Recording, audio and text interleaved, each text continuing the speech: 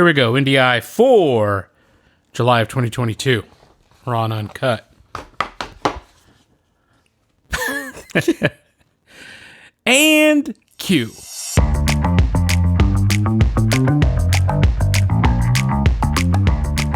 You are now listening to the IndieEye Film Awards podcast. Welcome to the IndieEye Film Awards podcast. I'm Matt. And I'm Dre. And we are here to talk about the submissions, winners for IndieEye Film Awards of July 2022. And before we get too far in this, Dre, I'm going to let everybody know that for this episode, it's a very special episode of IndieEye Film Awards. Really? And we're going to go raw and uncut in this episode. I'm going to do no edits. Traditionally, we record, it takes us a couple of hours, and we talk about a lot of things. And then I go back through, listen through the podcast. I try to take out all of my ums and uhs. I'm not successful, but I do try to limit that stuff. And then if I just ramble on like I'm doing right now, I'll try to just cut out large swaths of stuff that I don't think people would find particularly interesting. But I'm not going to do that this weekend because we've had an incredibly packed week.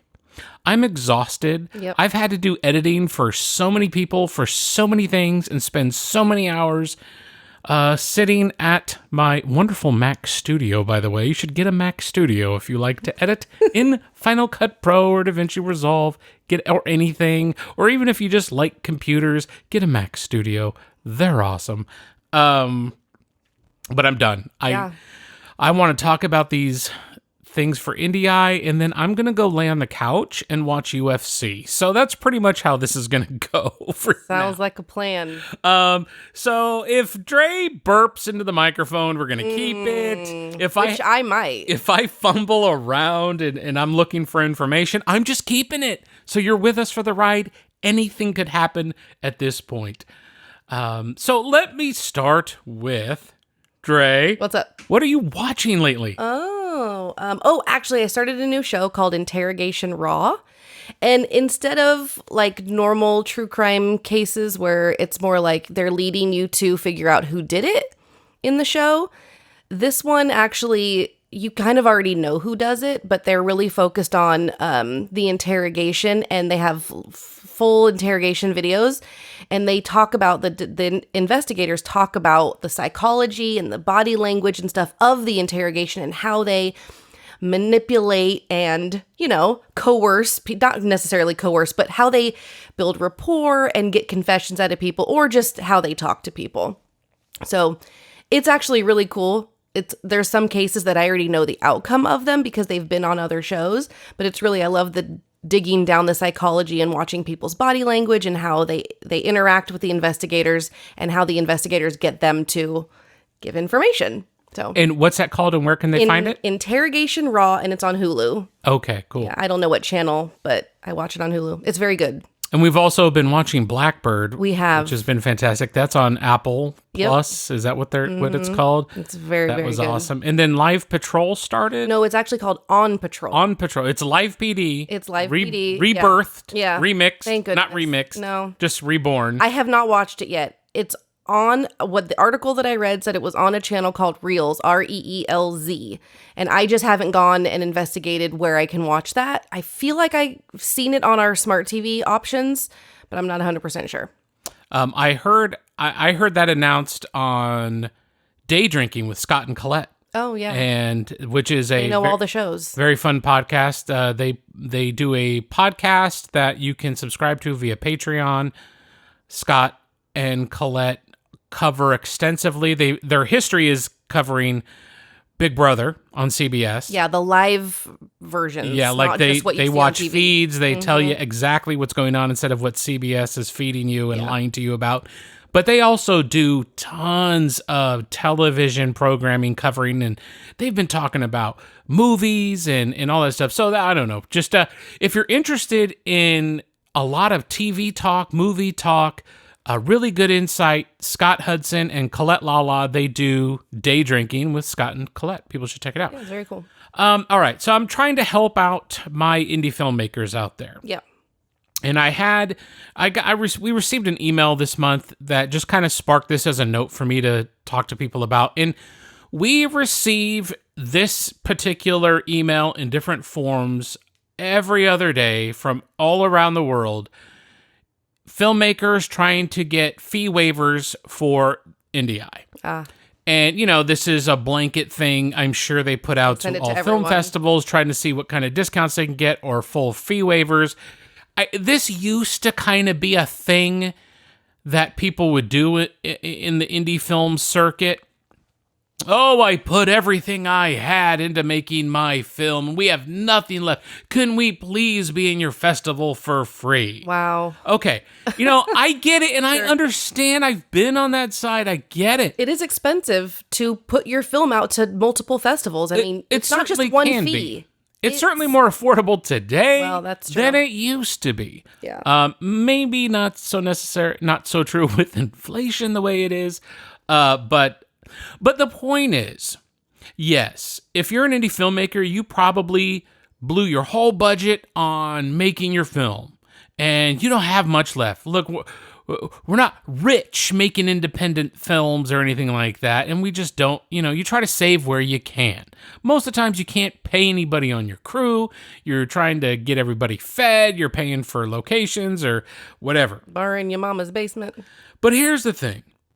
I don't walk into a restaurant and say, oh, I'm so hungry. Yep. I blew my budget this But time. I don't have anything. I blew my budget. Yeah. Can I just get a meal? Yeah, it's not the restaurant's issue. You can't do that because that restaurant is paying for the food. They're paying for labor. This is a business. And there's a business side to it, but there's a time side to it. Yeah. And there is fairness to everybody else who's submitting and paying for festival entries. And I'm not talking specifically about, IndieEye. I'm not saying we're so important you should spend all your money on us. For any festival, don't do this. And the reason why I'm telling people don't do this is because I've heard from several festival directors and former festival directors of significant festivals. Mm-hmm. Do not ask for fee waivers. You're not starting off on a good foot by saying you should take the time to watch my film for free and so that we have an opportunity to win something or, gain a screening or recognition, get laurels, anything like that. Respect the time of the people you're submitting your film to. You spend a lot of time making the film. Other people have to spend time watching your film. And if you're submitting to a festival, there are costs and people's time is valuable. Don't start off on that foot. Yep. I understand those who think, oh, that's a great idea. It couldn't hurt to try. Yeah, if you don't ask, it'll hurt you just as much, if not more, by doing that. It's like it puts a red flag on you. Yeah, I mean, okay, so you get even if they let you in the festival, it might be a nothing festival. And it's just a waste of time, and I don't know. I'm telling my filmmakers out there, don't ask for fee waivers. Good advice. Now, we have given fee waivers in the past for different reasons that are, not necessarily, they don't need to be discussed here, but, and we have offered up discounts to, like last month on this podcast, I said, listen to the end of this podcast, at the end of the episode, this is an uncut version of the podcast, obviously. At the end of the episode, I gave a discount code. Some people listened to the end of the episode and used it. That's your discount. Yeah. And then there are some groups that I post to where there are indie filmmakers, and I'm like, hey, for this weekend, you can get, this 25% off. Yeah. Do that. But it's not often. Right. But our submission fees, I don't believe, are very high. So I try not to discount it too much because I think it's inviting the way it is anyways. And it's, a very delicate balance of our time and our costs for putting, it doesn't cost us an arm and a leg to do IndieEye, but there are website expenses, fees and everything else that we're doing. Hosting. So anyways, don't ask for waiver fees. And just on the same note, guys, I'll reiterate, when you're doing your submissions on Film Freeway, you're building your project page and you want to show the world this film and you're submitting to a festival, do a cover letter. Do a cover letter. And social media links. It's the bare minimum. Indicate who you're nominating for a subcategory. You want to put in for Best Actor? And you got 7 people in your film? Please, your cover letter is a great opportunity to say, hi, we appreciate the opportunity to submit to IndieEye Film Awards. We're submitting for narrative short, and I'm also submitting for Best Actor for John Doe in the role of blank. This is just common decency as far as communicating. But if I don't have a name attached to your actor, even if it's a one-person show, we're not going to assume. It's in there in our rules. We're asking you to just, at the bare minimum, tell me who you're nominating. It's helpful if you're nominating for Best Cinematography to say, hey, I'm nominating this, person for Best Cinematography. But at also bare minimum, please have them in your credits. Make sure you're filling out your credits. You're crediting your cast, your crew, things properly. And just like Dre said, add your social media. Make a proper sized poster, not a funky, like 1x1. Yeah. Or 4:3 type, get the dimensions right. Yeah. Make it interesting because we want to show your poster. We can't do screenings unless, your thing is, we're not screening, but if you have a public link, we try to link that to the website. But we're trying to promote those who submit. That is part of the value that you are paying for, is that at least if you're a winner or an honorable mention, we're showing your poster, we're putting your links up so that anyone who's interested can come follow you or watch your film or follow you to find out how to maybe watch it later. So take care of that project page at Film Freeway. I'm not really done bitching, but go ahead. But with that project page, is it like you do it once and then you're done? No. You can always go back in. No, but I mean, you don't have to do that project page for every time you submit to a festival, right? Oh, right, of course. So it's just spend the time to do it well once, and then you just use that same information for all of your festivos. Yeah, it seems like a no-brainer. Film Freeway is awesome. They make it super easy. Yeah, it's a gift to the filmmaking community. Like Without a Box was like the original Film Freeway, and they were great. But Film Freeway came along and just took everything Without a Box did and did it better and cheaper. At least in my opinion, but both entities huge for indie filmmakers. So take advantage of it. Before you submit to anything, that project page should be filled out with all the information. And we know that that's the boring stuff. We get it. We totally understand. We are both creatives and business owners for our creative endeavors, and people on the outside really just see your final product. They don't see the slog that is the admin part and all of the things that get you to that part. And we know that when you're done with your movie, you're like, oh, I'm finally done. Okay, good. Now just give it to everybody. But you have to wrap it up in that little bow. You know what I just realized? You're not recording. I'm not recording. Are you we gotta kidding start me? over. You lie. I'm so sorry. You are a liar. Okay, dang it. I thought I could get her. God. It was close, though. We've been together too long. I know you. Yeah, I'm so good that I'm probably recording. Yeah. All right. I need to say some more things here before we get into winners. This happened to be the biggest month of not selected films for IndieEye. I really went ahead. We had a lot of submissions. Yeah, there was a lot. So it was harder to make the cut this month. But also, we received a lot of things that, I don't know, probably at the start of IndieEye, I would have happily discussed or at least made official selections. But honestly, based on what I'm going to say after this, I just went ahead and hit not selected on a bunch of them.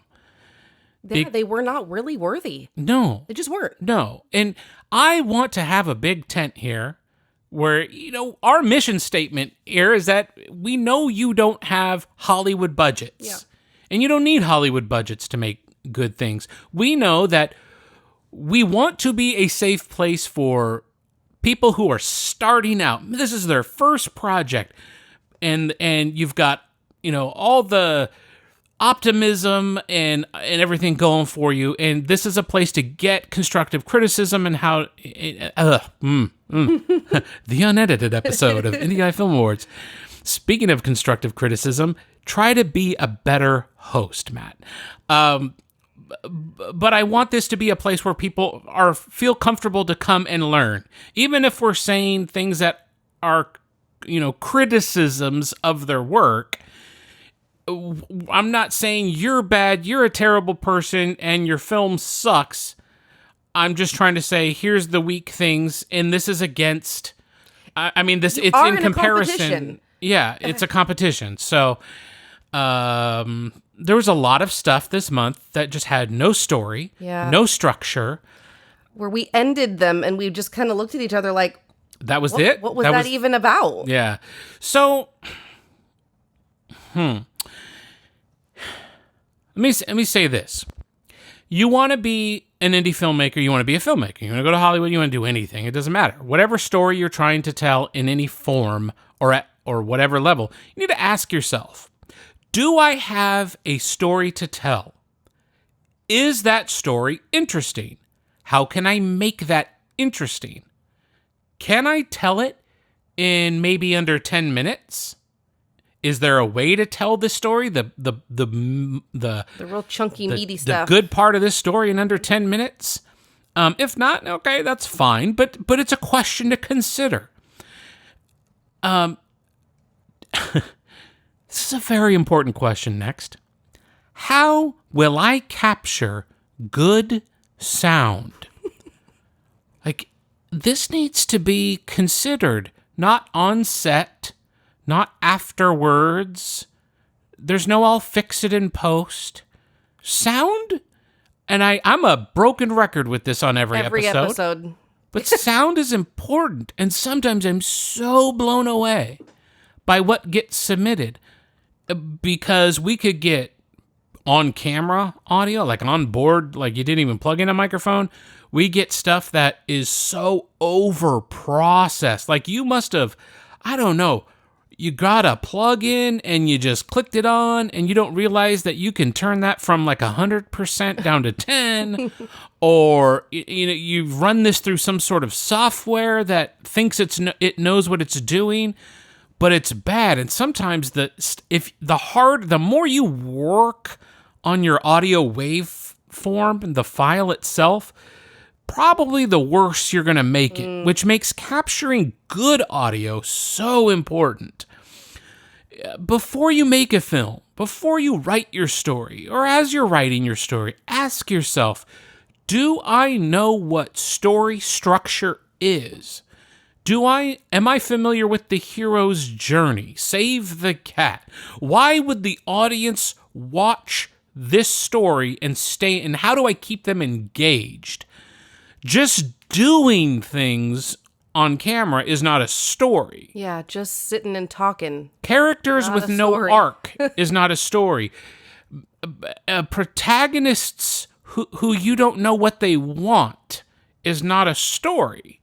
All of these things are important. And I remember in my younger days, and I've come across a lot of other young filmmakers who kind of take this route as well, but you have this, I'm going into my filmmaking career blind. I'm going to make it my style, and I don't want influence from anybody else, and I'm not going to learn these things because I'm going to make things the way my vision is. And that's respectable. I get that. You want to be an individual and have a voice? You should. You have to be as an artist. However, there are rules to this game that you must first learn and understand and respect. And then feel free to break those rules, Bend 'em, subvert yeah. the expectations in interesting ways. Feel free to do that. Please do, because I hate when I'm watching a movie and I know that at the 45-minute mark there's going to be a turn, and at the hour mark we're going to be kicking into this sort of a thing. I hate when the blueprint is that clear. But it is important to know these things and educate yourself and practice those things and make sure your script is tight. We received a lot of things this month where I'm not even sure there was a script. I think the probably directors was just like, in this scene, you got to tell them something about this. And the redundancy in normal conversation, while if you went like the redundancy of this podcast, if in a scene when you have someone saying, I'm going to make something up here. You have too many monitors at this desk. What did you say? I said you have too many monitors at this desk. What do you mean? I mean you have too many monitors at this desk. How come you think there's too many monitors at this desk? Well, because there's 3. You probably only look at one at a time, right? What? And it's like, that's not movie dialogue. You're still in the same spot you were when the conversation started. Yeah. And so to take that little example and to do a quick rewrite of that, maybe I, as person who thinks there's too many monitors, I say, can you see all of these at once? How many monitors do you really need? Well, I would, and that's the first thing you think of. So I would write that down and then find a different way to say it. Because that's another point I want to make is, whatever your thoughts are, whatever you think should happen, and that's probably your first reaction, that's what the audience is expecting too. True, yeah. So write all that stuff down, and then go back through your script and think, how can I say this a different way? How can I do this in a way nobody's expecting? Mm-hmm. Since I thought of it, let's say half the audience is expecting it too. Let's completely flip that. So, I don't know. I'm trying to help out there, and with the little bit of knowledge I can offer to this world, please, take a second look at that script, a third, a fourth, a fifth look. Have someone else look at it. That's okay too. And often we're surrounded by people who don't want to sit and read your script, and they probably wouldn't have anything to add. Well, I guess I'm thinking that if you have people around you that do this type of thing also, that at some point in your film career, you're going to associate yourself with other people in the business that have other strengths, and you need to lean on those people with other strengths. You don't have to be the person who wears all the hats. You don't have to know about sound and about lighting and about all of the things. But you should. You should know the basics about everything, but you don't have to be the expert in everything. So lean on the people who are the experts in the things that don't interest you. Maybe make a list of the things of like priority that you really care about, that you're really interested in about the whole process. And then the things that fall to the bottom, well, find someone else who finds those things more interesting than you and let them be the expert. So that's always helpful. You have a good product. If you have a circle that, anybody in there can be helpful with these things. Keep in mind, people, this is the entertainment industry. The entertainment industry, not the here's something I can do on camera industry. So you have to respect your audience. Assume your audience is smart enough to figure things out without you having to be super on the nose with your dialogue and stuff. But entertain your audience and rewatch your thing and say, is this entertaining? Can I slice off 5 frames of this clip to condense it a little bit? Is this shot telling my audience something? Has it already happened? I don't know. We're over 20 minutes here, and we haven't even started the film festival, so we should get into these things, and we'll start with our best narrative short. And we got a bunch of really solid entries, and then something came to us from China that whooped everybody's butt. It really did. So we were enjoying ourselves, and then we came across yesterday, ended last night, which was a group effort. This was also a student film from Beijing Film Academy, and it was directed by, here we go, I'm going to try these, Galinis Zhao, Jai Lin, and Z Kong Quang. I hope so. I think you did a great job. Forgive me, folks. I'm not Chinese, and I'm doing my best here. But these guys, these people were doing their best, because Yesterday Ended Last Night told we can't say much, but it told a beautiful story. But what really stood out was the high quality audio. Yes. But super high quality cinematography. I mean, beautiful. Every shot was so well thought out and gorgeous. And they could have just shot this on a phone for what it's worth, because the lighting is spectacular. I think any camera you probably set up under the lighting conditions they crafted would have been successful. So, I mean, it was just fantastic. It definitely took home Best Narrative Short for July of 2022. Yay! But also, as you just heard me mention, it took home Best Cinematography for its lighting, and the way it told its story, the framing they used, what they put in the frame, how they blocked their actors. Yes. Just what's going on at Beijing Film Academy, where they're putting out this high level stuff. It's just fantastic. So they win Best Cinematography. Yay! And here's something you may have heard before. A couple of directors here, Marissa Cohen and Peter Isaac Alexander, are killing it with their The Cloaked Realm animated series, I'm going to say, because we received a huge chunk of it already, and it already won Best Animation. I think that was last month. And the unedited episode of IndieEye Film Awards, they turned in this particular episode called Tunnel 23. And I was so excited that they had submitted this again, because I wanted to see more. And again, this is high quality animation. It really is. High quality sound. Just everything they're doing is great. And it is reminiscent to me of MTV's Liquid Television days in the 90s, like Aeon Flux. I've said this before, but that type of vibe for me, which is, that's right up my alley. I thought Aeon Flux was awesome, the animated series, not the terrible movie. But that being said, Marissa Cohen and Peter Isaac Alexander have combined to give us our Best Animation for July of 2022. Yay! But wait, there's more. These two are our Best Directors of July of 2022. Yay!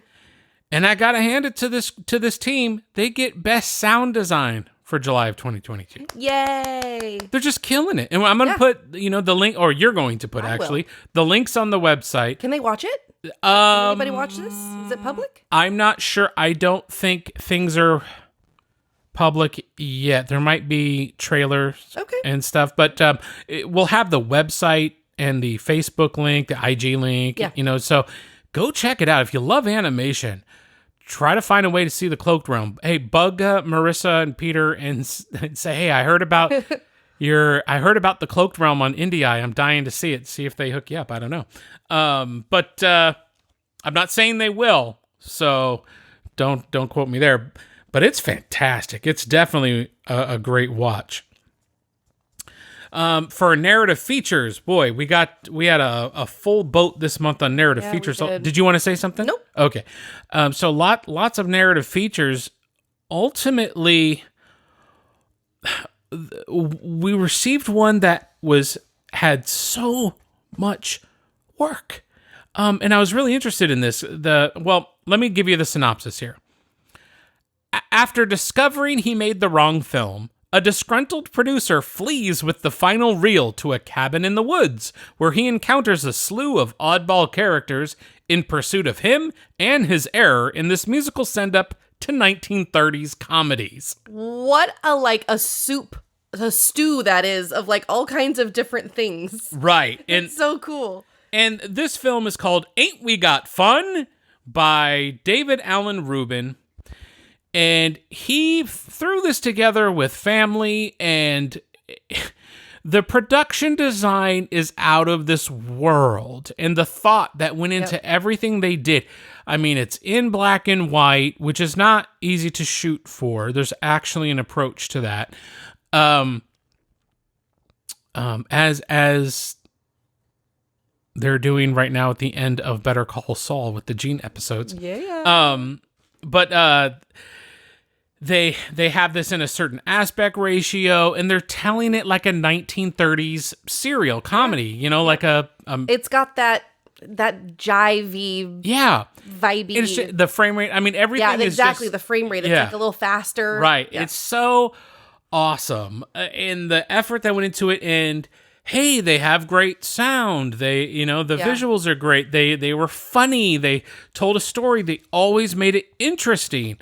So, and for 2 hours, it wasn't this the 2 hour runtime one, because everything's muddied together, and I'm not going to take a break to look it up, so I don't want to keep people waiting. But we had several that were like just over an hour. Yeah, I don't think this one wasn't 2 hours. Okay, long. well, it kept my interest. Yeah, absolutely, for being a longer film. Absolutely, and that's super, super important. So congratulations to David Allen Rubin and his team for putting together Ain't We Got Fun? Because this movie is our best narrative feature for July of 2022. Yay!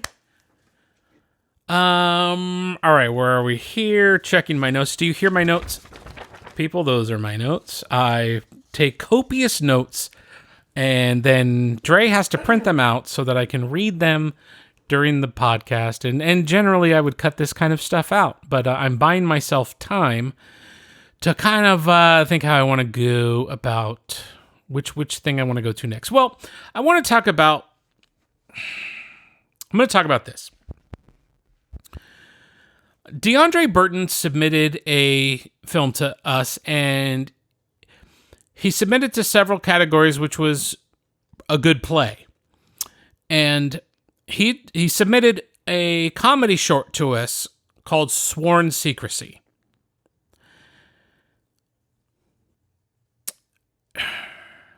This is dead air. So I'm trying to make sure I'm being positive here. Like, DeAndre is very talented. And I see that in him. And he's kind of just getting going. Mm-hmm. He's submitted before. He's an alum. And what's great about DeAndre is this is a guy who's really good at working with what he's got. He's got ideas. He can work with what he's got to make something, and he gets it out. And those are super critical things to have, because you have to have the drive, the ambition, the creativity to do that.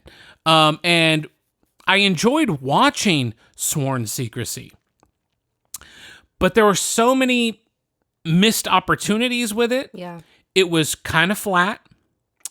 DeAndre's working with what he can. So you're not always going to get top quality supporting cast. Yeah. Especially if that supporting cast is looking off screen at what the next lines are. I'm guessing. It was so distracting. I'm not going to call anybody out. But the synopsis here is Calvin and Marissa are living the good life. On this day, Calvin goes to the gym and leaves his phone behind. Marissa gets a strange call from a girl named Secret. Marissa and her best friend Remy comes up with a scheme to confront Calvin and his wrongdoings. And this is a comedy. Although I will say, I did not laugh until the very last moment, the very last joke, which landed well for me and was reacted to well, done well by DeAndre. That made me laugh, and that did it for me. You got me there. But there are lots of issues with the editing here. Yeah, the sound. And DeAndre's, listen, I'm saying these things because I'm trying to be constructive, not because I'm saying you're a bad filmmaker or anything, DeAndre. You're not. You're very talented and you're getting better, and I can't wait to see more from you. Keep going. But for me, talking to you as if you're a friend, I'm going to say that the editing was pretty rough. 50% of the acting pretty rough. I'll leave it there. And there is when Calvin, DeAndre, leaves the apartment, he's going to the gym. Then the girlfriend has a long conversation with a friend on the phone. When we cut to Calvin, and this is like linear. So we cut to Calvin and he's walking out of the apartment building. Yeah. He should have been at the gym by this time. So that was really jarring. Like the timing, the timing does not make sense, that she has this long conversation and now he's just walking out of the apartment building and realizing he forgets his phone. That felt really bad. That, and see, what would have been awesome is if midway into her phone conversation, he realizes, I don't have my phone. And he turns around and is running back. Maybe he's a little further away from the apartment building. Maybe he's down the street. Or maybe he just got in his car and realized it when he went to go plug it in. Literally anything than coming right out of the apartment building. Because that apartment building, I mean, you're not 14 stories up. Even if you are. If you were, it takes 2 minutes to get down versus a 5 or 6 minute phone conversation. I mean, just in a broad estimation.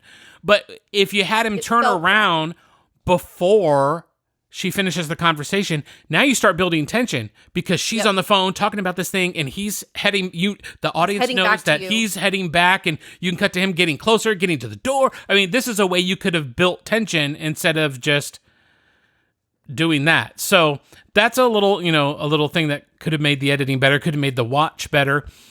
I did love the bit with the shoes. I love the fact that she felt like the number one way to hurt him, to get him to talk, to get him to speak up, was the shoes.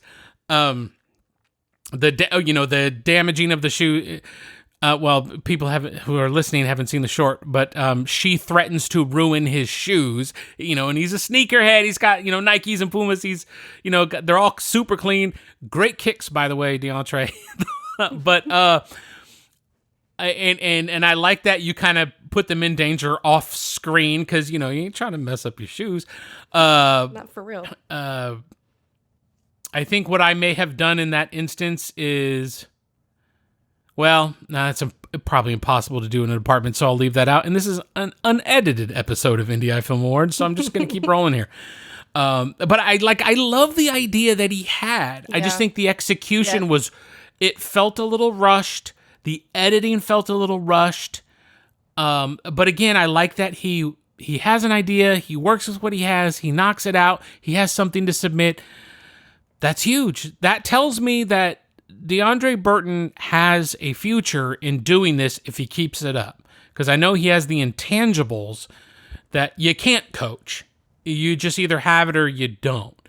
And the final note I'll have on this, DeAndre, is that the twist of this short film is a plot trope that's been used in every single solitary sitcom series at least once in the history of broadcast, or in the history of theatrical, plays and things like that. Saw it coming a mile away, saw it coming from the very beginning.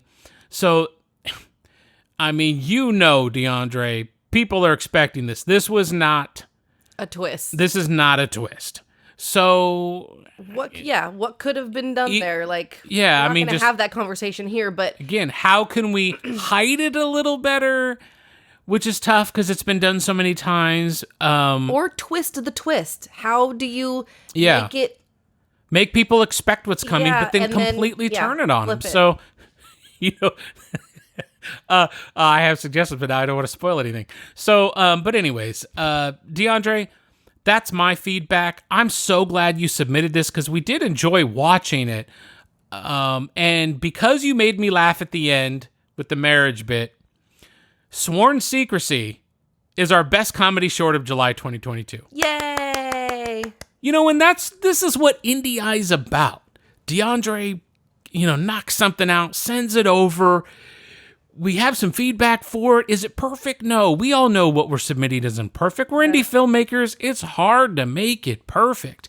But we get a chance to discuss it, whereas if you submit to, the Indianapolis Global International You're So Awesome, Give Us Your Submission Fee Film Awards, you don't hear anything about your film. But here, we can talk a little bit about it. Hopefully. We don't get to everything, but, this is the type of thing where I see something super special in DeAndre Burton, and I think just a little criticism like that where people around him may not have that experience to chat with him about. Sure. Maybe it helps going forward. Or maybe DeAndre's like, this guy's full of shit. I think he's totally wrong. You don't know what you're talking about. I'm going to make my next thing, and I'm never submitting to IndieEye again. And that would also be fair. I would also support that. But no, seriously, DeAndre, hope you send more stuff our way. Okay, so moving on, we received another feature. We had lots of features going on. But this was a documentary feature. Pretty dense, this documentary feature. And this was submitted by Gary Null and Roland Marconi. It's called The Biological Aging Challenge. Now, it's dense. It's very information heavy. Yes, but it's done super well. It's very good information. And I'll read this is kind of a long synopsis. I'm going to go ahead and read it. The Biological Aging Challenge is a comprehensive examination of how natural, non-drug-based strategies, such as a plant-based diet and exercise, and methods to change our perceptions about ourselves can have profound impacts to regenerate the body and mind and slow or even reverse the aging process.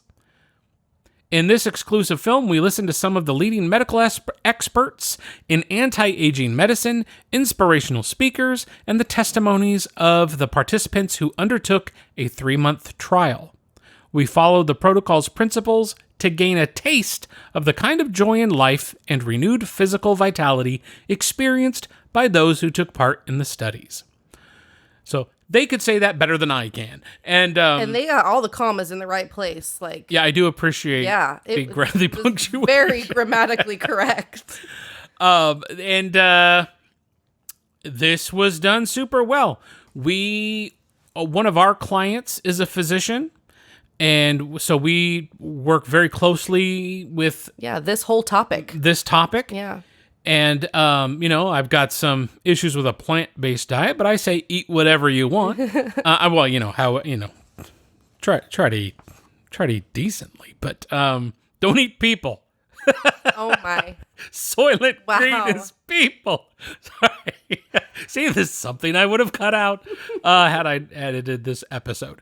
But well done, Gary Null and Roland Marconi. The Biological Aging Challenge, you guys kept it interesting. You kept things look good. Things sound. They sound nice good. And clean. This is a high-level professional documentary. You guys should be very proud. It's good information that people should be learning. Yeah. And you are our winner for Best Documentary Feature of July of 2022. Yay!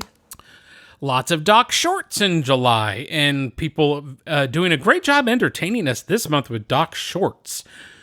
I want to talk about one first.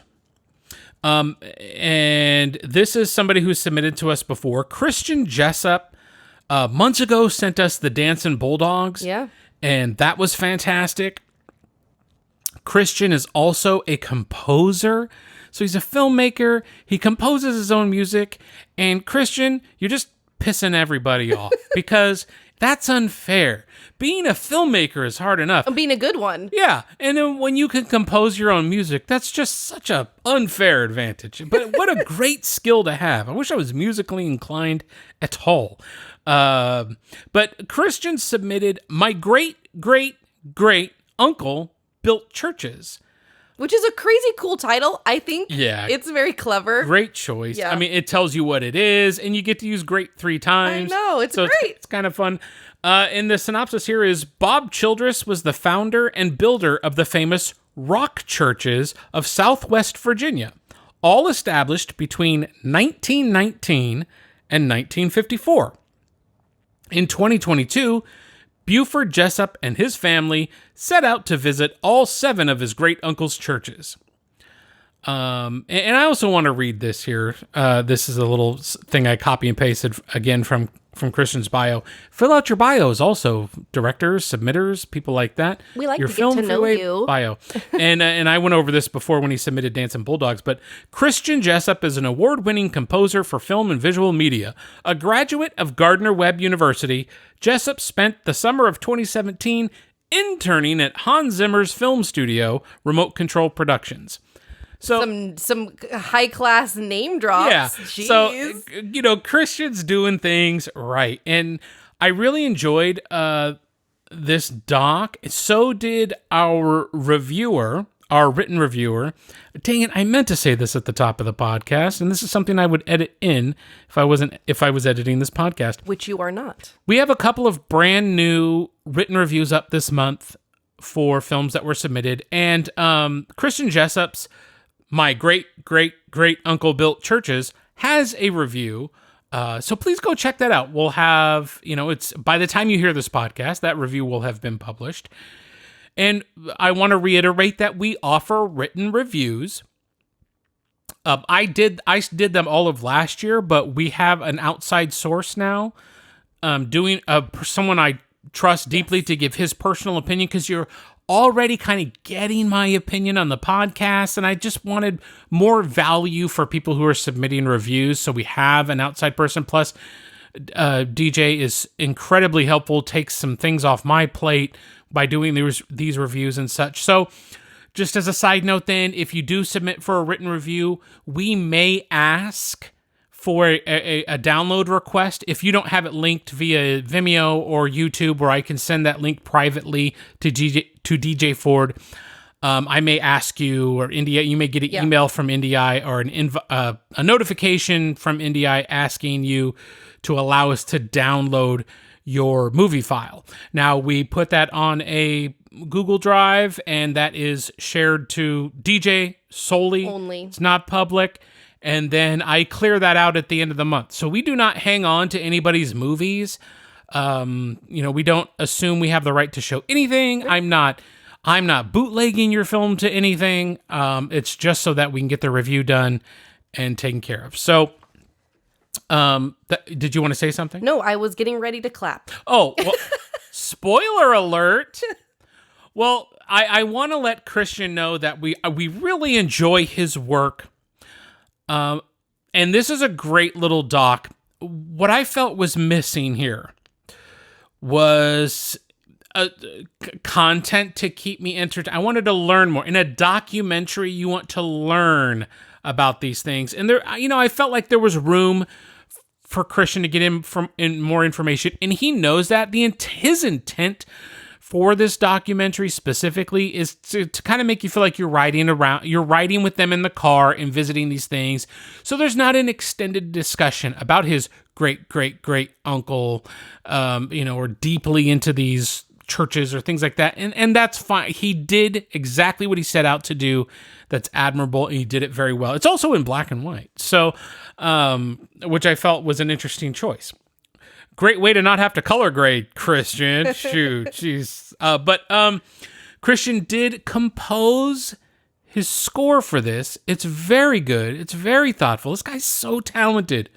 Christian Jessup and My Great Uncle Built Churches wins our Best Original Score for July of 2022. Yay! And in kind of a close race for Best Doc Short,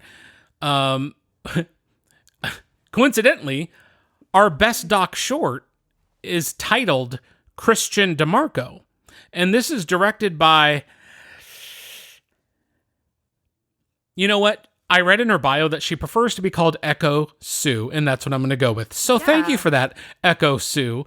She is She was born in China, but she's killing documentaries here in the U.S. She's incredibly educated and professional. She's got some great experience, and it shows in this doc. It does.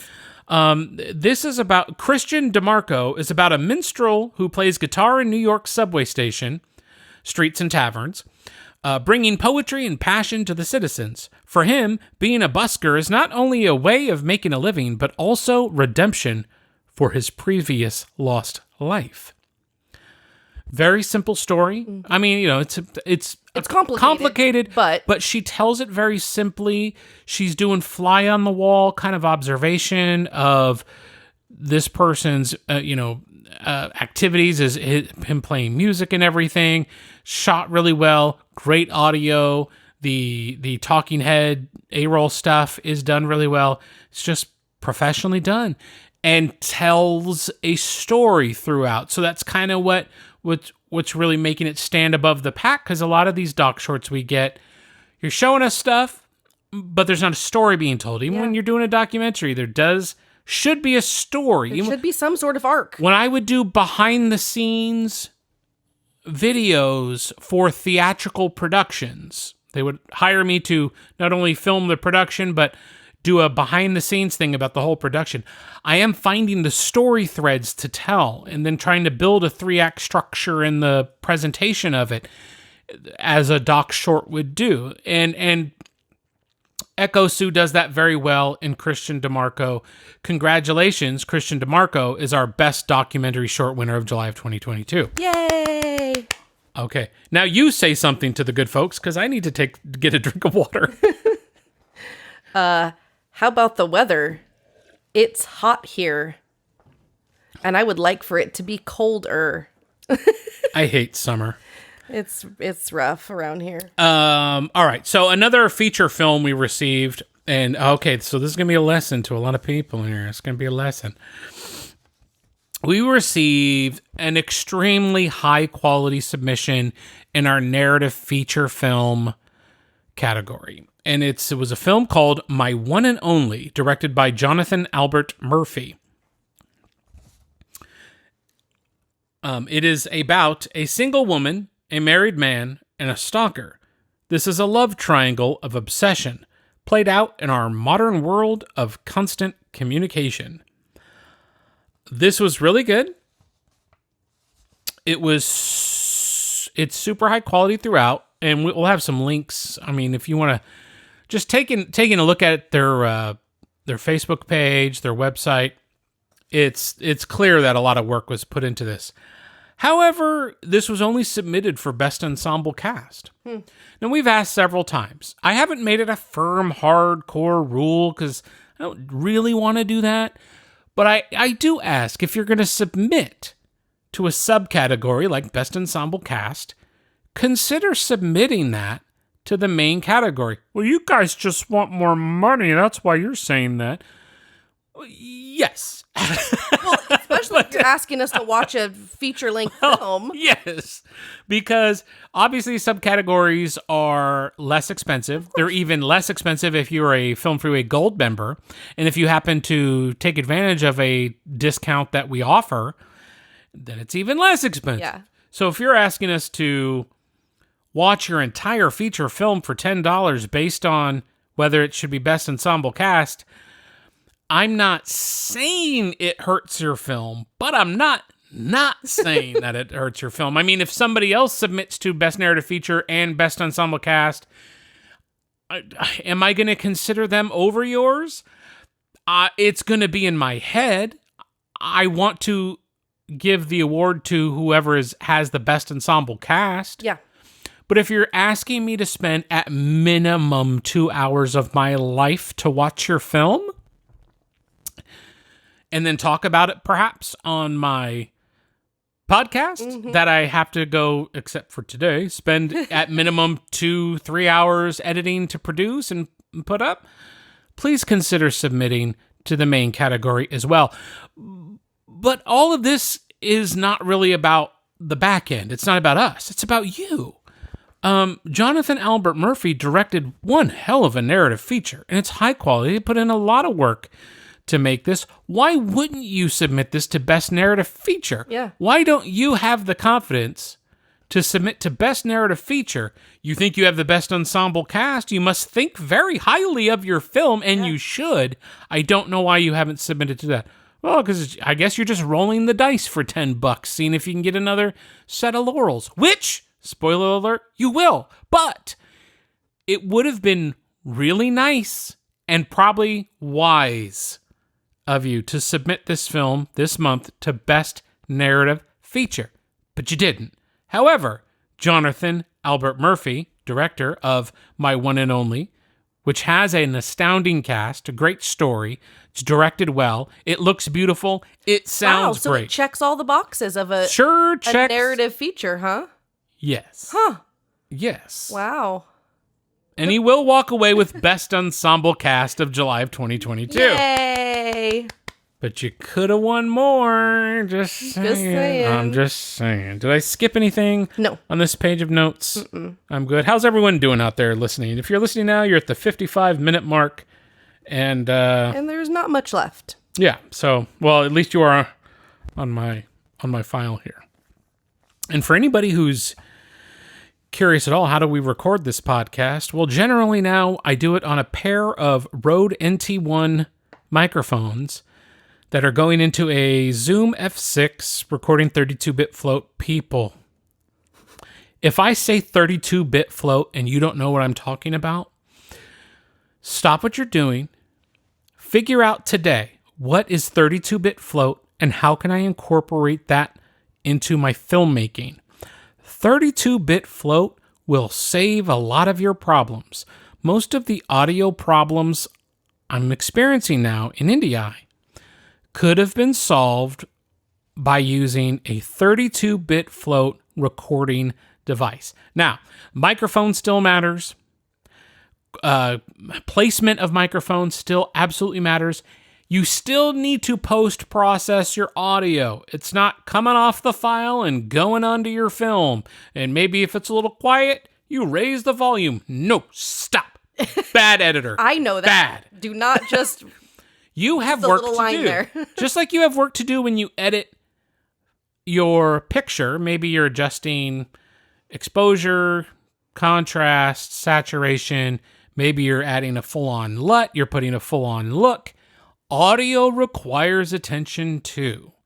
You need to loudness normalize. You need to compress. You need to sometimes you need to de-ess. You may need phase rotation.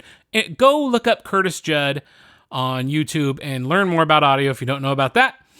But a 32-bit float recorder and a good XLR microphone. God, it'll save it. Guys, Zoom makes is it the F3? I was just talking about this with somebody.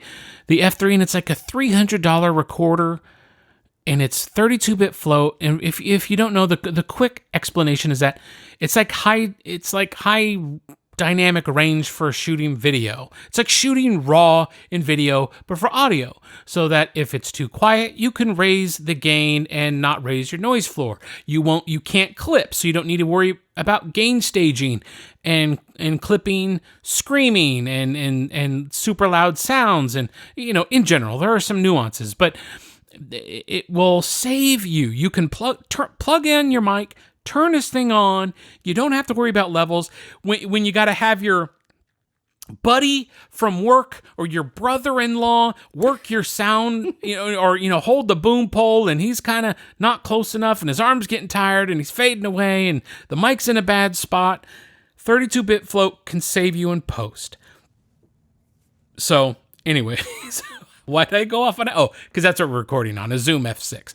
Also, I highly recommend the Sound Devices MixPre 6 version 2, which I also have. I just like using the Zoom F6 more, and they're both very comparable. So, anyways, little audio tip side there. note. Since I don't have to worry about cutting this later, I can ramble about anything I'd like. But all right, so we've got more movies. Yeah. So the last thing I want to talk about here is our horror category, which we received. Now, keep in mind, it's not the last thing I'm going to talk about. We have honorable mentions coming up. There's things I want to say about those honorable mentions. and there's some more there. So if your project hasn't been talked about yet, it might be right after this. Stick with us. Right after these messages about We'll be horror. right back. So our horror category this month, pretty strong. Some WTFs in there, some not selected. Some people, some people have problems. I'll tell you that. And some people are just plain interesting in their own right. But no, our one that we really, really enjoyed was sent to us by Riley Kennedy. And the synopsis for this is, as the world falls apart, a young man tries to make the right choices for his surviving loved ones while hiding from monstrous creatures and facing the ghosts of the past. And that's all in Riley Kennedy's Omega, a horror short that we did enjoy. It was shot really well. The sound was handled admirably. Yeah. You know, it's nice to see when people are trying. It doesn't have to be perfect, but for the love of God, try. Please. And Riley did a really, really good job at putting this little indie horror short together. There's a lot of strong production design in this. He put a lot of effort. He and whoever helped him make this film, just in the costuming, the locations, what things would look like. The acting was well done, so it was well directed, because casting is directing. And congratulations to Riley Kennedy, and thank you for sending us Omega. You win Best Horror of July 2022. Yay! And of course, everybody's links that we could put together are up on the IndieEyeFilmAwards.com winners page for July of 2022. Correct. We'll have the podcast link there, but also the winners are listed with their social media links, things like that. So yeah, go find some new have a little to follow. class and go check them out. Go follow people that seem interesting. I reiterate this. I try to say this every episode, but this is your community. This is your film festival. This is who you would hobnob with and rub elbows with at a film festival, and try to reach out to people, see if they're in your area, see if you could collaborate on things. I mean, this is a big community, and it's hard to find people who love filmmaking as much as you do. So this is a little area where you can reach out to others and say, hey, we were both in IndieEye. What they said about your film sounds interesting. Can I check it out? Can we work together? What do you have coming up? I don't know, anything. Make friends. Unless you're an introvert, then don't say anything. Stay away from people. And if you have bad things to say about the podcast, keep it to yourself. Who asked you anyways? So I'm going into honorable mentions now. And I have lots of things to say. Which everyone loves, right? You just love, oh, here goes Matt, gonna go ripping into things. But not really. The first thing I want to talk about is it was about an hour, but it was a feature submission called The Long Way Up, directed by Delonte Seeley. And this is about, the synopsis, I love this. An astronaut returns home from an exploration mission in space after being away for some time. He goes back home to his family only to realize everything isn't the same. He is feeling empty in his own home and wonders what is going on as he sees his family come apart. He begins to contemplate, is it him or did he leave a part of him in space? Now, number one, Delonte, that's a long-ass synopsis for this film. That needs to be edited down and condensed, because you don't need to intrigue me any more than an astronaut returns home from an exploration mission in space. You got me at that point. Seriously. But I would say there's probably 10 words in the statement that could be removed and condensed. So just there's that. Now, I was so excited to start this film because I wanted to see how this plays out. And rightfully so. Acting is great. Yes. It's directed well. I like a lot of the framing. I'm very interested to know what camera and lenses were used to film this, because it looks like, well, I'm curious. I won't say my opinion on the image, because I feel like,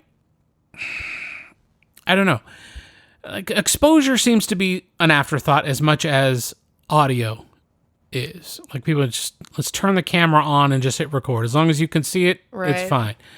Like, people are totally comfortable with just blowing out highlights. You know, I realize not everyone's a cinematographer. You're just, being an indie filmmaker, you can't be good at all the things. Lord knows I'm not. I'm not good at any of the things, but I can do all of the things, so I can get things done.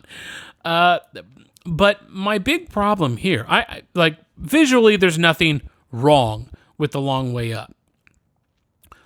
The audio is a big stumbling block. Yeah, it's kind of messy. It's not only, it's all over the place. And at the very start, it's horrible. Yeah. It's so bad at the start. And I'm talking about how bad could it be? It's heavily processed. It's so digital. Whatever you did to the audio is so heavy that I would have immediately said, I'm not watching this. The audio's so bad, I'm not watching this. I'm not selecting this, because I'm not going to sit here for an hour and subject my eardrums to this. I can't. I'm an editor. I'm an audiophile. I have to sit here in between two studio monitors and edit audio hours and hours and hours and hours every day. I don't have time to listen to your crap audio. I can't. My ears can't take it. But I wanted to see this film so bad, I skipped ahead a couple minutes just to see, does it get better? And there are parts where it is better, but it goes in and out throughout this film. I endured the film. It goes in and out where the audio is just super processed. And if I was editing this episode of IndieEye, which I'm not, so you're getting everything, I would have my audio over processed so that people understand what I'm saying. So, and then you combine maybe not having a microphone in the right place, maybe not having a good microphone. The capture of the audio is not good, and then you're over processing it, trying to compensate for whatever you're doing. It doesn't help. It just doesn't help. I'd probably rather hear onboard audio from 15 feet away than you trying to boost the gain and do weird things to it that just distort your audio and make it bad. And The Long Way Up has really, really bad audio for an hour. I would say if you could go back in and undo whatever you did to your audio. And just pop it in there raw? Just pop it in there raw. Really? That's at least, without knowing exactly what they were working with. Right. That would have been a more pleasant experience because it's watchable. It is good work, but then that audio just makes it excruciating. Remember, when you're watching a film, you're watching it with just two senses. You're hearing. Well, not just two. But really, those are the two. You're not feeling anything you're not touching anything. You're not smelling anything. You're literally hearing I see what and you're watching. saying, but yeah. So 50%. It's huge. Is huge. Yeah, and it's half of your movie. Pretty much. Yeah, and it's the one that's least forgivable. Yeah. People can forgive bad video. Which is weird. People wouldn't think that. Right. You think that you have to put all of your budget and all of your energy into your camera, into your lenses, into what things look like. Yep. But really, you should maybe take a little bit away. Common misconception. Yeah. Common misconception. So The Long Way Up is solid. And there's a good story. There's good acting. Delonte Seeley does a good job putting this together. It's just the audio is rough. I still wanted to include it as an honorable mention because there was a lot of work put into this and it was good. It had a story structure. Yes. And as a lesson to everybody, please think about first, how am I going to capture good sound? It must be done. even if you have to change the framing of your shot, if you have to rethink how you're shooting things because of an unforeseen audio difficulty, you got to do that. Audio first. I say this as a guy who prefers to do cinematography than sound. So I get it, but you got to take care of that audio. Another short we received, and this was an enjoyable watch, but I have so many notes for this. And this is called Coke Boys, and it was directed by Omar Cook and Adonis Armstrong. And here's the synopsis. Kane is one of the biggest drug dealers in South Central, supplying the streets with coke and pills and taking out anyone standing in his way. Side note, sometimes without any explanation at all. Not at all. But the operation becomes shaky after one of his crew members turns police informant, creating tension from within.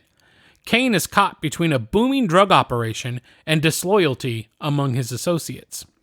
All right, so what we got here is South Central ghetto drug kingpin story, cliche, been done a million times. However, there's really good stuff here. There is. The acting is good. Yeah. There are some super cool choices and things they did here. One of them is, dang it, what was the first one I wanted to say? Shoot. See, this is one of those things I would cut out. I know it, well, I'll go with the second one, see if I remember the first one. The sequence in which they're showing the hand-to-hand transactions and the street transactions, that was well thought out. What a great location and methodology they showed of how the drugs were sold to other people. I thought that was super very cool. Creative way that they did that. I wonder if I can remind you of your first thing. Yeah, what was it? Is it the oneer? Thank you. Yes. Okay. Yeah, there's a great scene where I'm pretty sure it was a full oneer of a gentleman coming in and speaking to two police officers, which I think the police officer Henry, I loved his acting, and I didn't put his name down in the notes, and I won't stop to go look, but I thought he was fantastic. He was the acting standout for me in this film. Excuse me. Well, I'm leaving that in, I guess. I need water. Leave all my coughs in. I need water. You're coming along for the ride, people. You're in the room with us right now. How do Matt and Dre do this? So, two brilliant things, and those. So that sequence, great. The editing of that of the transactions were great. Yeah. The oneer was done really well. I'm so curious to know how many times did that take, and that's actually. It felt pretty raw. I feel like, well, I was going to say I felt like that it could have been much shorter, that sequence. Yeah. But I just loved how the camera operator knows where he's going. He's thinking ahead. Yes. So I imagine they had done this a couple of times. Well, you'd have to have that. Maybe. It felt very natural, the actors together. They felt like, and they were comfortable. It did feel like, even though to me, being a true crime kind of person and watching a lot of interrogations and watching police officers interact with informants, that felt a little not natural, but the way that they spoke to each other as far as timing was concerned felt very natural.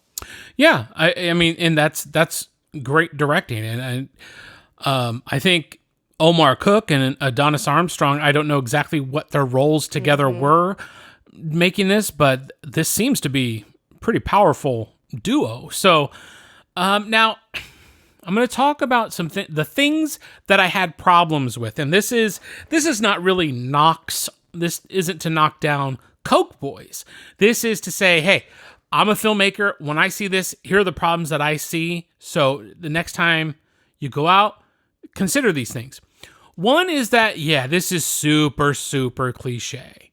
Almost every bit of it. I mean, and I kind of there's a thing with me where like I get it. It's South Central, it's the streets, it's all that. But it's almost incredibly degrading, I think. Now I get it. There's a certain this is a lifestyle. This is a lifestyle. This is a reflection of a certain sect of society. Yes. And that doesn't matter what color you are, whatever you're doing. But if you're a drug dealer and you're living this culture, these are the way you're talking. It's that kind of stuff. And I get all that. I appreciate all that. Keep in mind, people, I grew up as a rapper. So I wore these clothes for quite some time growing up. So I'm very comfortable and familiar with it all. I'm not going, I was eating my cheese sandwich and watching this Coke Boys movie and I don't get it. Why are the brothers doing this? That's not what I'm saying. What I'm saying is, I don't want to see people doing drugs, being stupid, being ignorant, throwing their lives away doing this stuff. And thankfully, Kane reconsiders his path in life also. Does he? Maybe there's a part 2. This would actually be a great web series if these guys kept this up. That's what I was thinking at the end. I was like, if they kept this going, that would be really cool. Because there's a lot of story left. Right. This is just like one small section of time. Well, let me get into some of the things. So there were some things that I felt. Now, I only watched it once, to be fair. There were some things I felt that weren't necessary. There were things that I felt like, why did he just walk up and shoot this guy? And why did he just walk up out of nowhere, shoot this guy apparently in the lap while he's sitting in a car, and the guy dies immediately, he just slumps over? Because that's not realistic. Right. And you guys, Omar, Adonis, you know that. You know that. You can't just shoot somebody and then they fall over. Unless you shoot him in the head, yeah. That'll happen. But what an opportunity for whoever got shot in the film to act a little bit, to make it more real, to make it gritty. Have him, maybe I don't know. There's more you could do with that stuff. Yeah, for sure. It's too simple. Walk up, shoot, and the gun was pointed down. Like, it could have been pointed at the abdomen even. Mm-hmm. It was not pointed at the chest. Or it was face. Not pointed at the head. And you think if you were going to shoot somebody... Yeah, you just come up behind him. He came up behind him. Walk up could have just shot him right in the side of the head. Shot him right in in the head. Yeah. Could have done that. By the way, it's cheaper that way. But look, ammo's expensive these days. I realize these are rich drug dealers. And that's another thing. This is supposed to be like some major cartel thing. He's kingpin, man. He's rocking like a $12 windbreaker, lives in an apartment, and drinking out of a Dixie cup, walking around town, right? And drinking out of the cup beer. Choices were interesting. Yeah. I just felt like there was a scene where Kane is outside on a balcony and he has a cup in his hand. And he's talking about how big this enterprise is. Yeah, how he's such a big I felt like deal. this was an opportunity to get like a crystal glass and an iced up, adult beverage in there with, he doesn't have to drink a martini or have a foo-foo beach drink with an umbrella, but let's make this feel more expensive. Yeah. Like, he's starting to have a little finer taste for things and instead of just settling for, hey, we need him having a drink. Thank God the guy's standing out there with business. He's holding a drink. Yes. People always try to give your actors business. Try to give them something to do. It's a great little tip. And I appreciated that. But there's an opportunity. What is he holding? What does it say about his character and what he's holding? How do we paint that picture a little more? Which is great. Because it ties into the things that he talks about with his wife. Right. Well, not yet, but spoiler alert. Oh, I thought they were married. I'm sorry. Maybe I just got that wrong. Either way. They were going to get married. Okay, sorry. So that... Okay. I'm just saying he talks about the finer things. Right. So it's like it would have been a great tie-in that he wants better and he has, like you said, that refined taste for things. And since I don't have to worry about how long this podcast is, I'm just going to keep talking to Omar and Adonis. So everybody hang with us here. There great scenes of guys sitting around the table with all the paraphernalia, doing the things. You know, this was great. What a great production design. I like how you don't see, well, we're giving it a little bit away, but you don't see their faces. You just see what they're doing. You're just seeing the business happening. You know, and I like that. Yeah, there's good inserts. Yeah. But there's a part where Kane believes one of his people is a snitch. He's an informant. But that's not hinted at all. And I felt like that was an opportunity in Coke Boys.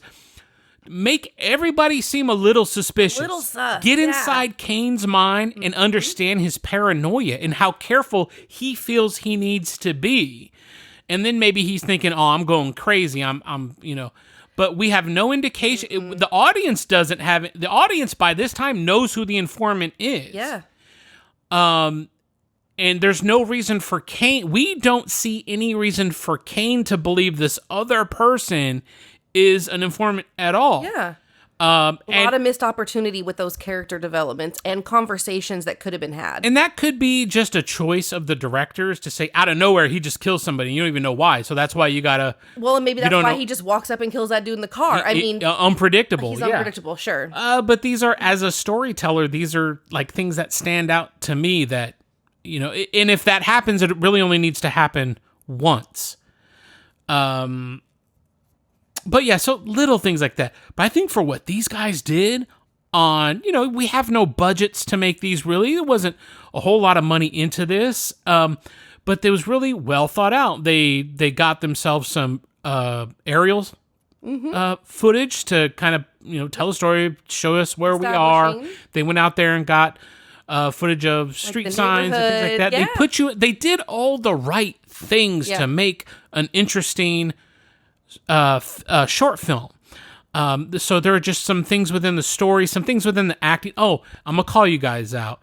I don't want to give any away spoilers, but in the very end, something happens to one of the characters, and that something, something very, very physical happens to this character, and then we cut to this character. And it's missing something very critical to what just happened to this person. Their clothing should not have been in the condition it was in having this just happen. Yeah. It's just and I'll leave it at that. But that was a little thing, but it's big. Oh, also, when there is a sequence in which police officers interact with some criminals. Okay. And there's action and stuff. It's very unrealistic for what would actually happen under these circumstances. Yes, the part of the story. Well, yeah. Well, and here's what I'll say, because we're not going to give anything away, but I'm just talking to Omar and Adonis. You have a full understanding of what would happen in the real world with this thing. Not just what you think, not just what you've seen on TV or movies or whatever. Have a full understanding. Even if you reach out to a police department, to detectives, and say, "Hey, I'm writing a film, and in this happens. Here's one page of dialogue from that. Can you tell me how you would change that? Is this accurate?" Yeah.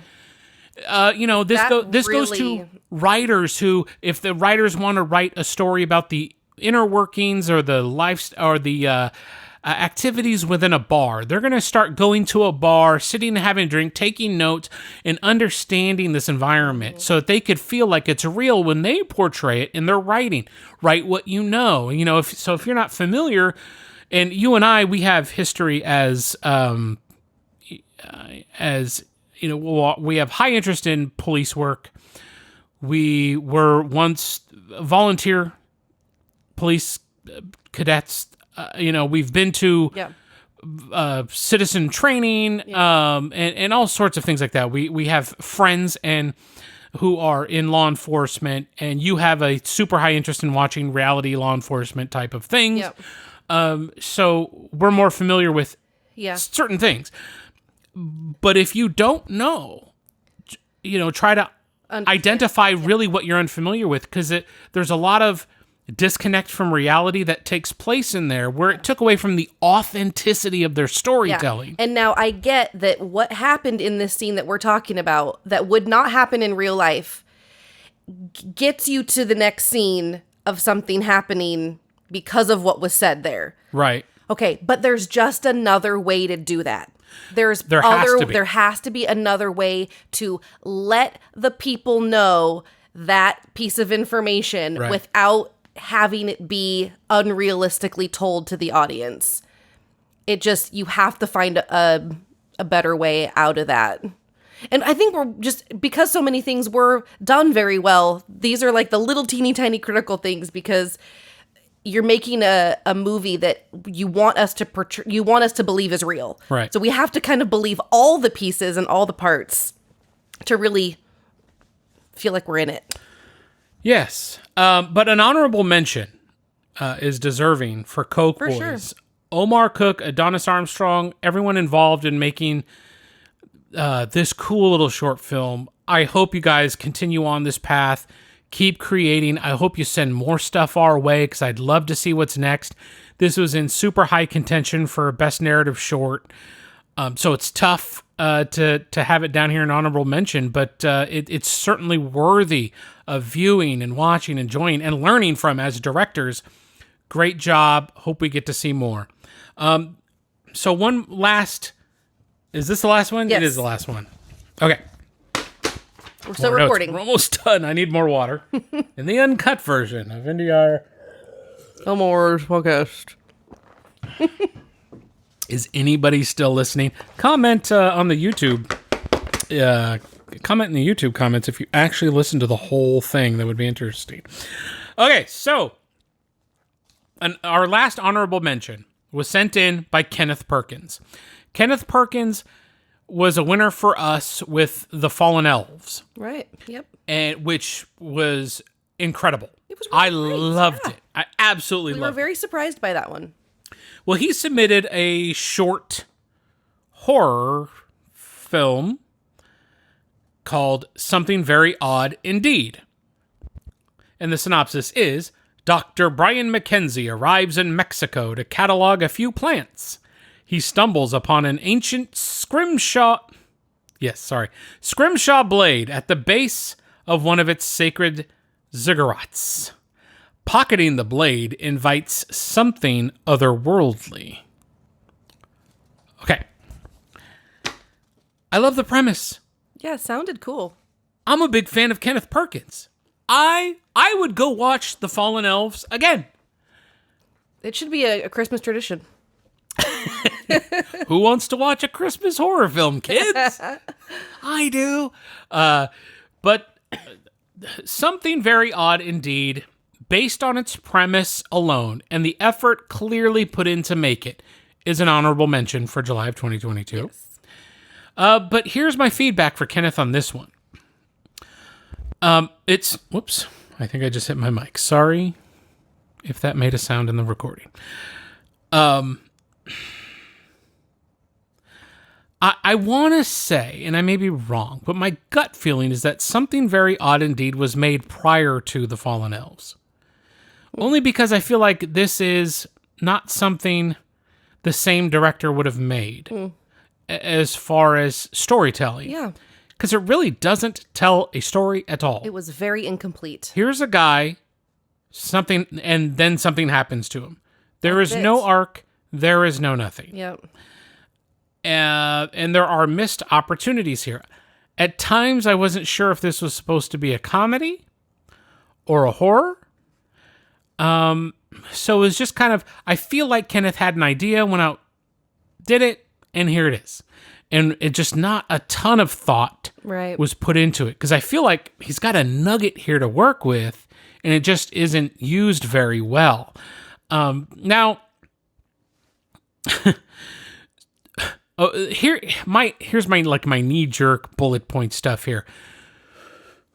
When the scrimshaw blade thing is discovered, I felt like there should have been some sort of a spooky flourish reminiscent of the Brady Bunch Hawaii episode. Wow. where this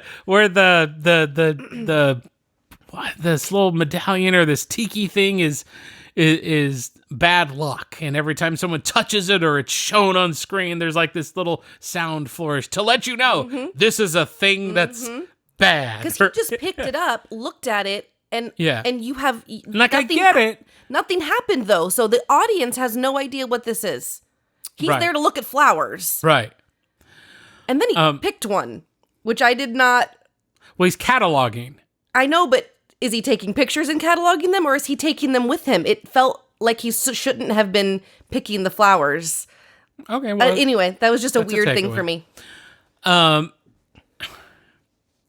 I mean, and that's like, and then because he picks that, the things come out and scare him, and I did love the whole picture. I took, he takes a picture on his phone and then sees the thing. I thought that was a little great. I wanted more of that kind of where you're not seeing the thing. Right. You're just, it's there, but you're not really seeing it. I want more mystery. There was one shot of mystery. And I was thinking later about that, and I was like, that would be super scary if he took that picture, and then as he's, looking at it that evening in his tent, and it's dark out and there's scary sounds, and he decides, well, I'll just look at my pictures, and then he sees something in the picture that he didn't catch before, and now he's out there and he knows something's out there with him. And like, that's it just would have been, excuse me, would have been more interesting. But I was just I wasn't bored watching this, but when it was over, I went, oh, we both went, that was it. Was this the first part? Yeah, it just ended abruptly, and it didn't feel like it was very flat. Very flat. Yes. Now, Kenneth Perkins, I would just, thankfully, from The Fallen Elves, we already know this guy is a good filmmaker. Yeah, and a good storyteller. He's ambitious, and this is an outside ambitious shoot. I mean, anytime you're outside in nature, you got people running around and everything. Like, I've been there too. It's a lot of work. It's a lot more than what you get to see for a few minutes in a short film. So congratulations to him and the people who helped him make this film. There are people who made sacrifices and went running around probably all day in these costumes with him. Now I'm losing my voice. And congratulations to them. It was a watch, but I felt like it just missed a lot of opportunities to be more interesting and to tell a story. I didn't really know if this Brian McKenzie wanted something out of any of this and was denied it or anything. I mean, again, so it goes back to story structure, hero's journey. What does your character want? What's preventing them from getting it? Do they almost get it and then it's snatched away? What's the point of all hope is lost? And then how is that redeemed so that the audience is satisfied and a story is told?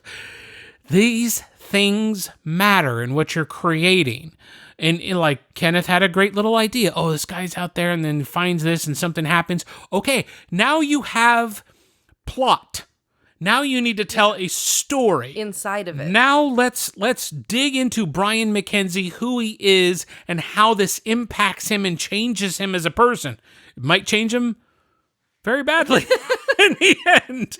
But, does he have something he has to atone for? And this is part of that atonement. There are a lot of directions you can go. Yeah. But let's tell stories, guys. Yeah. Not just here's something that happens in front of a camera. Yep. Let's tell stories. That's my biggest lesson from IndieEye. That and audio. Month. That and audio. My God, I'm getting lightheaded. We're going to stop this. Yeah. We're going to move on. We're going to let people go. It's a big episode. And happy summer to everybody. Thank you, everybody who submitted to IndieEye this month. There was a lot of submissions. Couldn't keep them all. I mean, we couldn't select them all. We couldn't talk about them all. But I hope we gave some constructive feedback for all of you. Yep. That's what this is for. We love handing out awards and everything, but we'll be the first to admit and say to all of you, our awards, while you should be proud of what you made, our awards do not make or break your career. You do.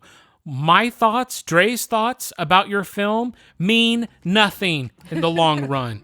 Go out and make what you want to make. We're just we're a small sample size of opinions that are based on experience and the love of film, and we've been right there where you have been in making these things. But, please don't let anything we say impact you in a negative way where you stop creating or you doubt yourself. Do not. Because if you submitted something to IndieEye Film Awards, you had something to submit. And most quote-unquote filmmakers out there who swear they can make a movie can't do what you just did. So keep going. Thank you to everybody for leaving great IndieEye Film Awards reviews on Film Freeway. Thank you for subscribing to the IndieEye Film Awards YouTube channel, for checking out the podcast, for leaving reviews on your podcast platform of choice, Spotify, Apple Podcasts. And thank interacting you guys so on much. Instagram. That's good too. Yes, thank you for Instagram. I'm a little behind on Instagram. I've got to finish up our June posts, but we've been busy. And so I hope people got something out of this long, unedited podcast. We'll end it now and let them go. Go enjoy your summer. We'll see you guys next month. Bye. If you'd like your project discussed on the podcast, go to IndieEyeFilmAwards.com and submit to our open monthly competition. Find us on Instagram and YouTube, IndieEye Film Awards. Thanks for listening to this episode of IndieEye.